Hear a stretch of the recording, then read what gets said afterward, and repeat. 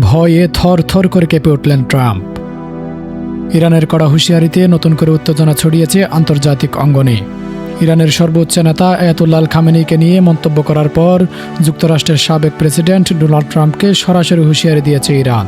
ইরানের সশস্ত্র বাহিনীর মুখপাত্র জেনারেল আবুল জাফর শেখরাচি বলেন, খামেনির দিকে যদি কেউ আগ্রাসনের হাত বাড়ায় তাহলে সেই হাত কেটে ফেলা হবে। তিনি আরও বলেন, শুধু হাত নয়, প্রয়োজন হলে শত্রুপক্ষের পুরো পৃথিবী আগুনে জ্বালিয়ে দেওয়া হবে। সম্প্রতি ট্রাম্প এক সাক্ষাৎকারে খামেনির শাসনের অবসান হওয়া উচিত বলে মন্তব্য করেন। খামেনিকে তিনি অসুস্থ মানুষ বলেও কটাক্ষ করেন। এরপর ইরানের পক্ষ থেকে আসে ভয়ঙ্কর হুঁশিয়ারি।